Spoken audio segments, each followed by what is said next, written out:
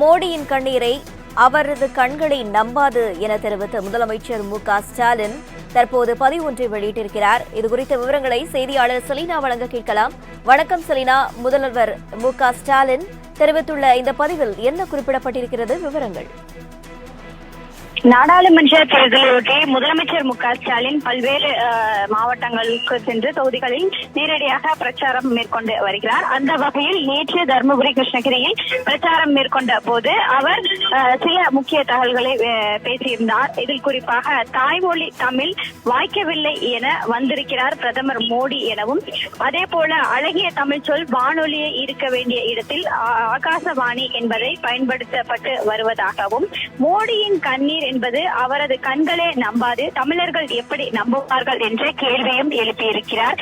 கெட்டிக்காரன் புழுவது 8 நாள் நிற்கும் எனவும், ஆனால் மோடியின் கண்ணீர் என்றும் கேள்விக்குறி ஒன்றை முதலமைச்சர் மு.க.ஸ்டாலின் கேட்டிருக்கிறார். ஒரு பக்கம் கண்ணை குத்திக் கொண்டு மறுபக்கம் கண்ணீர் வடிப்பது எந்த மாதிரியான தமிழ் பாசம் எனவும், கடந்த காலங்களில் தமிழ்நாட்டில் ஆங்கிலத்தை பரப்புரை செய்த அவர் தற்போது இந்தியில் மட்டுமே பேசுவதன் மர்மம் என்ன என்றும் கேள்வி எழுப்பியிருக்கிறார். குறிப்பாக கருப்பு பணம் மீட்பு, மீனவர்கள் பாதுகாப்பு, 2 கோடி வேலை வாய்ப்பு, ஊழல் ஒழிப்பு போல காற்றில் கரைந்த உங்களின் கெட்டிக்காரத்தனம் ஒன்றுதான் எனவும், அவை 5 விமானங்களில் தமிழில் அறிவிப்பு என்றும் குறிப்பிட்டிருக்கிறார். அதே போல விமானங்களில் மட்டுமல்ல, தமிழ்நாட்டில் உள்ள விமான நிலையத்திலும் கூட தமிழிலோ ஆங்கிலத்திலேயோ பேசுவது பாதுகாப்பு படையினர் இல்லையா என்றும், எங்கும் இந்தி எதிலும் இந்தி என்ற மாற்றம்தான் மோடி அரசின் சாதனை என்றும் குறிப்பிட்டிருக்கிறார். அதே போல தமிழ் போல் குறிப்பாக தமிழை ஏமாற்றுவது செய்து வரக்கூடிய அவரது செயலாக பார்க்கப்படுவதாகவும், இந்த நிலையில் தமிழ் மேல் அக்கறை இருக்குவதை போல நடிப்பது என்பது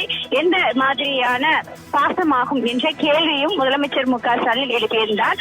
இந்த நிலையில் தற்பொழுது அவரது ட்விட்டர் பக்கத்தில் தற்பொழுது இந்த பதிவு ஒன்றும் பதிவிட்டிருக்கிறார்.